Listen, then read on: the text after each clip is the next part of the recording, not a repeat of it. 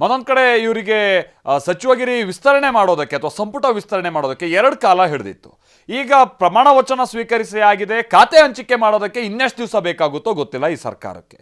ಈಗ ನಿನ್ನೆ ದೆಹಲಿಗೆ ತೆರಳಿದ್ದಂಥ ಮುಖ್ಯಮಂತ್ರಿ ಡಿ ಕೆ ಶಿವಕುಮಾರ್ ಅವರು ಬೆಂಗಳೂರಿಗೆ ವಾಪಸ್ ಆಗಿದ್ದಾರೆ. ಕಾಂಗ್ರೆಸ್ ಹೈಕಮಾಂಡ್ ನಾಯಕರುಗಳ ಜೊತೆಗೆ ಅವರೆಲ್ಲ ಚರ್ಚೆ ಮಾಡಿದ್ದಾರೆ. ಇವತ್ತು ಬೆಳಗ್ಗೆ 40 ನಿಮಿಷಗಳ ಕಾಲ ಕೆ ಸಿ ವೇಣುಗೋಪಾಲ್ ಜೊತೆಗೂ ಮಾತುಕತೆಯನ್ನು ನಡೆಸಿದ್ದಾರೆ. ಬಹಳ ಸುದೀರ್ಘ ಚರ್ಚೆ ಬಳಿಕ ಬೆಂಗಳೂರಿಗೆ ವಾಪಸ್ ಆಗಿದ್ದಾರೆ. ಹೀಗಾಗಿ ಖಾತೆ ಹಂಚಿಕೆಯ ಖ್ಯಾತೆ ಇನ್ಯಾವಾಗ ಬಗೆಹರಿಬಹುದು ಅನ್ನೋ ಪ್ರಶ್ನೆಯಾಗಿ ಉಳಿದಿದೆ. ಬಟ್ ನಿನ್ನೆ ಎಲ್ಲ ಮಾತುಕತೆ ಆಗಿ ಇವತ್ತು ಬಂದಿರೋದು ನೋಡಿದ್ರೆ ಇವತ್ತೇನಾದರೂ ಒಂದು ಕ್ಲಿಯಾರಿಟಿ ಸಿಗ್ಬೋದು, ಕ್ಲಿಯರ್ ಮಾಡ್ಬೋದು ಖಾತೆ ಯಾವ ಸಚಿವರಿಗೆ ಯಾವ್ಯಾವ ಖಾತೆ ಅಂಥೇಳಿ ಒಂದು ಆಶಾಭಾವನೆಯೂ ಕೂಡ ಸಚಿವರುಗಳಿಗೀಗ. D K Shivakumar K C Venugopal ಅವರನ್ನ ಭೇಟಿ ನಂತರ ಮಾತನಾಡಿದ್ರು. ಏನು ಹೇಳಿದ್ರು ಬನ್ನಿ ಕೇಳೋಣ. ಖಾತೆ ಹಂಚಿಕೆ ಸಂಬಂಧ ಸರ್, ಈಗಾಗಲೇ ಸಚಿವ ಸ್ಥಾನ ನೀಡಿದ್ದೀರಾ, ಖಾತೆ ಸೆಷನ್ ಬೇರೆ ಹತ್ರ ಬರ್ತಿದೆ, ಇನ್ನು 3 ದಿನ, ನಾಳೆ ಬೆಳಿಗ್ಗೆ 3 ದಿನ. ಎಷ್ಟು ದಿನ ಇತ್ತು, ಯಡಿಯೂರಪ್ಪನವ್ರು ಎಷ್ಟು ದಿನ ಇದ್ದರು, ನಾವೆಲ್ಲರಿಗೂ ಹೋಗಿ ನೀವು ಮಂತ್ರಿಗಳು ಎಲ್ಲ ಜಿಲ್ಲೆಗಳಿಗೆ ಹೋಗಿ ಎಲ್ಲ ಬರೋದ ಬಗ್ಗೆ ನೋಡಿ ಅಂತ ಹೇಳಿದ್ದೀನಿ. ಎಲ್ಲರಿಗೂ ಭಾಳ ಒಳ್ಳೆ ಕೆಲಸ ಮಾಡಿದ್ದಾರೆ. ಹೋಗಿ ಎಲ್ಲ ತಂದು ಎಲ್ಲ ರಿಪೋರ್ಟ್ಗಳೆಲ್ಲ ಕೊಟ್ಟಿದ್ದಾರೆ. 3 ದಿನ ಟೂರ್ ಮಾಡಿದ್ದಾರೆ. ಕೊಡ್ತೀನಿ ಅಂದರೆ ಅಧಿವೇಶನ ಶುರು ಆಗ್ತಾ ಇದೆ ಶಾರ್ಟ್ಲಿ. ಕೊಡ್ತೀವಿ ಬಿಡ್ರಿ ಸರ್. ಒಬ್ಬನೇ ಆಗಲಿ ಎಲ್ಲದಕ್ಕೂ ಉತ್ತರ ಕೊಡ್ತಿದ್ದಾರೆ. ಕಳಿಸ್ಬಿಡಪ್ಪ, ಒಬ್ಬನೇ ಬೇಕಾದ್ರೆ ಉತ್ತರ ಕೊಡ್ತೀವಿ. ಖಾತೆನೇ ಕೊಡಬೇಕು ಅಂತ ನಾಳೆನೇ ಕೊಡಬೇಕು ಅಂತ ಏನಿಲ್ಲ. ನಾನು ಒಬ್ಬನೇ ಎಲ್ಲ ಖಾತೆಗೂ ಈಗ ಕೊಡ್ತೀನಿ. ಇಲ್ಲ ಅಲ್ಲೇ ನೀವು ಒಬ್ಬ ಕೊಟ್ರಪ್ಪ, ನೀವು ಒಬ್ಬ ಕೊಡ್ತೀನಿ. ಅದಕ್ಕೆ ಆಗ್ತಾರೆ ಕೆಡ್ಸ್ಕೊತೀರಾ? ಹಾಂ ಅಲ್ಲ ಸರ್, ಸಚಿವ ಸ್ಥಾನ ಕೊಟ್ಬಿಡಿ ಬಿಡಿ.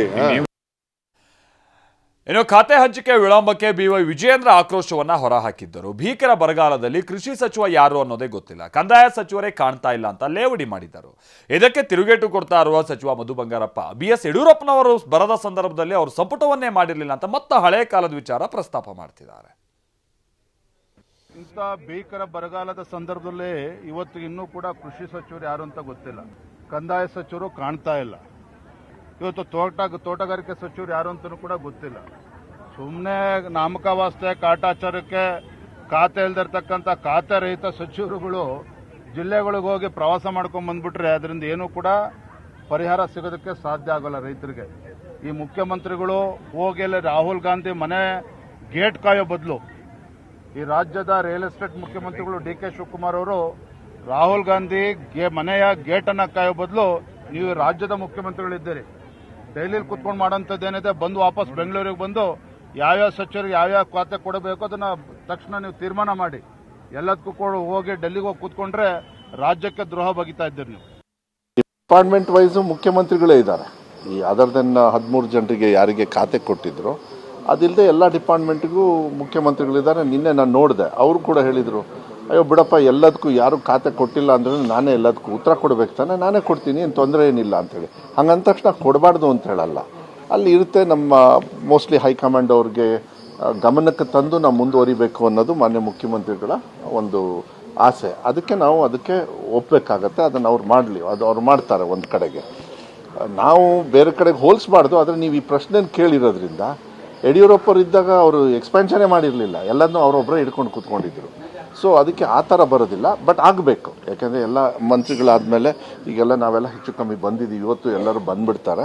ಮತ್ತು 13ನೇ ತಾರೀಕಿಂದ ಅಸೆಂಬ್ಲಿ ಸೆಷನ್ನು ಇರೋದ್ರಿಂದ ಆಮೇಲೆ ಹಂಚಿಕೆ ಆದಾಗ ಪಾಪ ಮಂತ್ರಿಗಳಿಗೆ ಪ್ರಶ್ನೆ ಕೇಳೋದಕ್ಕೆ ಇದಕ್ಕೆಲ್ಲ ಹೆಚ್ಚು ಕಮ್ಮಿ ಆಗುತ್ತೆ ಅನ್ನೋದು ಒಂದು ಭಾವನೆ ಇರ್ತದೆ, ಇಲ್ಲ ಅಂತ ಹೇಳಲ್ಲ. ಮೋಸ್ಟ್ಲಿ ನನಗೆ ಗೊತ್ತಿರೋ ಪ್ರಕಾರ CM ಸಾಹೇಬ್ರು ಈಗ ಹೊರಟಿದ್ದಾರೆ, ಡೆಲ್ಲಿಯಿಂದ ಬಂದು ಕೋಲಾರಿಗೇನೋ ಹೋಗ್ತಾರೆ. ಮತ್ತು ಮೋಸ್ಟ್ಲಿ ಇವತ್ತು ಸಾಯಂಕಾಲದೊಳಗೆ ಆಗುತ್ತೆ ಅಂತ ನಾನು ಅಂದ್ಕೊಂಡಿದ್ದೀನಿ. ಹೀಗೆ ಖಾತೆ ಅನ್ನೋದು ಈ ಸಂದರ್ಭಕ್ಕೆ ಮಾತ್ರ ಅಲ್ಲ, 1.5 ವರ್ಷ ಇದೇ ಸಮಸ್ಯೆ ನಡೀತಾ ಇರುತ್ತೆ ಅಂತ ವಿಧಾನಸಭೆ ವಿಪಕ್ಷ ನಾಯಕ ಆರ್ ಅಶೋಕ್ ವ್ಯಂಗ್ಯ ಆಡಿದ್ದಾರೆ.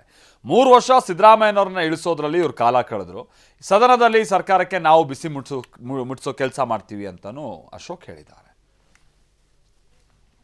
ಹೋಗ್ತಾರೆ ಅಂತೇಳಿ ಈ ಅಧಿವೇಶನ ನಿಜಕ್ಕೂ ಕಾಂಗ್ರೆಸ್ ಪಾಲಿಗೆ ಬಿಸಿ ತುಪ್ಪ ಆಗ್ತೈತೆ. ಇದು ಯಾಕೆಂದ್ರೆ ಭ್ರಷ್ಟ ಮಂತ್ರಿಗಳು ಒಂದು ಕಡೆ, ಮಂತ್ರಿಗಳನ್ನ ಖಾತೆ ಹಂಚೋದು ಇನ್ನೊಂದು ಕಡೆ ಪ್ರಾಬ್ಲಮ್ಮು. ಇಷ್ಟು ದಿನಗಳ ಕಾಲ ಸಿದ್ದರಾಮಯ್ಯ ಹೋಗ್ತಾರೆ ಅಂತೇಳಿ 3 ವರ್ಷ ತಳ್ಳಿಬಿಟ್ರು.